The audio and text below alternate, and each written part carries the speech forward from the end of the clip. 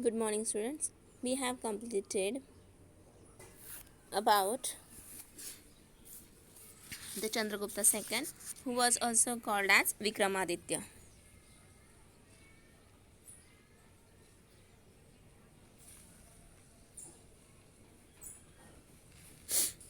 Now we will see the Gupta administration. At first, we have to see that monarchy was the head of the government at the time of Gupta period. The theory of the divinity of kings became popular during this period. Means what? Gupta kings were just worshipped by the people. They were compared with different gods such as Yam, Varun, Indra and Kubera. Means they were considered as per the god or goddesses. Even they were worshipped like that. That's why the name Raja Dhiraj was given to the king, the Gupta king. They were compared to Vishnu as regards their function of preserving and protecting the people. In the Hinduism, three gods were worshipped. We have studied in Vedic period that first one is Brahma, secondly Vishnu, and the last one is Maheshwar or Mahadev. Brahma, Vishnu, and Mahesh. So, at that sequence, Brahma is the Lord who is giving birth to everyone. Then the work of Vishnu started for preserving and providing and protecting the needs, protecting the peoples. And at the last, the work of Mahesh means the work of Mahesh is started at the time of end of the life. Even the Lakshmi is wife of Vishnu and goddess of prosperity, appears on many Gupta coins. We can see in the images which are shown in page number 61. Even the Gupta kings enjoyed a large number of powers which covered the political, administrative and military and judicial fields. Means all the works were handled by the Gupta king. He was the hierarchy of all the departments. They were the commander-in-chief of the army. Gupta king were the commander-in-chief. All the army was observed or followed by the Gupta kings. Samudragupta, Chandragupta II and Skandagupta personally led their armies. They led their armies whenever the battles or war was happening. At the time they were in the lead position. The kings appointed all the governors and important military and civil officers. That appointment or recruitment was done by the king himself. The governors and their officers had to work under the control and guidance of the king. Every officer should have to follow the orders given by the king.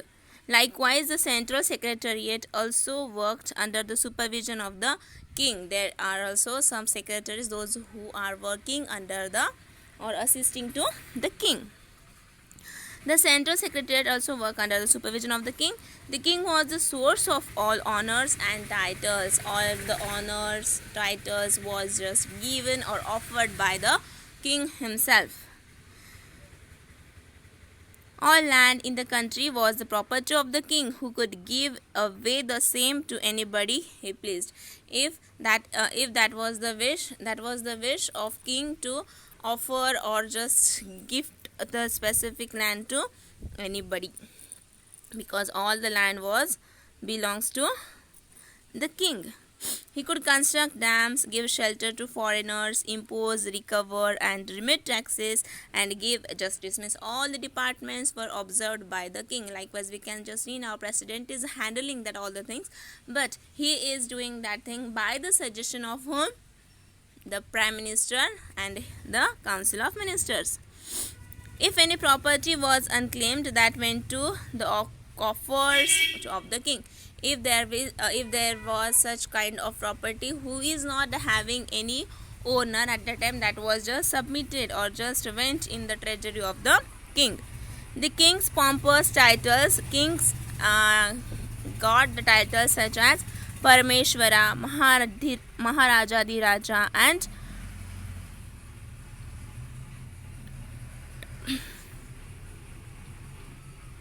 Param Bhatraka. that are indicating the existence of lesser princes and chiefs with whom they had to come to terms in managing their empire. That titles are also held by the princes also. Despite the divine elements attributed to Gupta kings,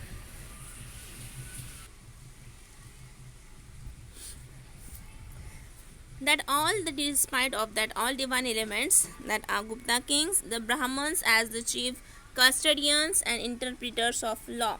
That law department was just handled by whom? The Brahmins. That are checked and exercised by whom? The Brahmins on the royal power. They are also handling the royal post. The Gupta rulers had their councils. Kalidas was a renowned poet. Even the Mantri Parishad was also there. It consisted of prince. In that Mantri Parishad, princes were there, high officials, and the feudatories were also there. Means all members from all the departments were present in the court of the king. Among the high officers were the Kumara Matya and the Sandhi Vigrahika. The Kumar Matyas formed the chief cadre for recruiting high functionaries. Some of the Kumar Matyas functioned in their own right and maintained their regular office. That was the work of Kumar Matyas or Sandhi Vigrahikas. For what? For just functioning the right and maintain their regular office. That was their work to handle their departments. The office of the Sandhi Vigrahika is called as per for Sandhi Vigrahika. The title is given to whom? The Minister of Peace and War. They were first appeared under Samudragupta and Harisen held this title. At first, who got the title? Sandhi Vigrahika. The main duty of Sandhi Vigrahika was to deal with the feudatories. In addition to these officers,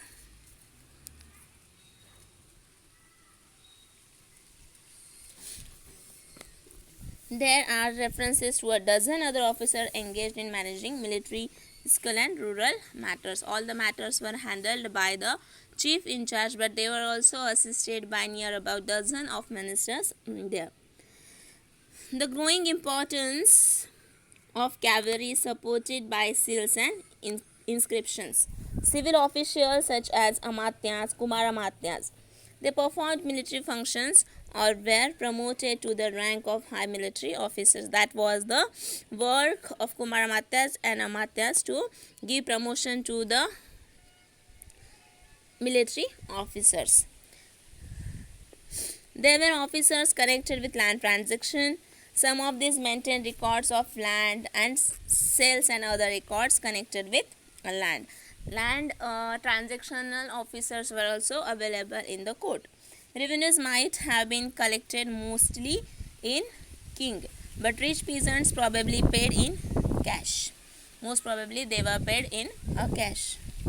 The officer connected with the collection of tolls on commodities is known as Shaulkika. They were called as Shaulkika.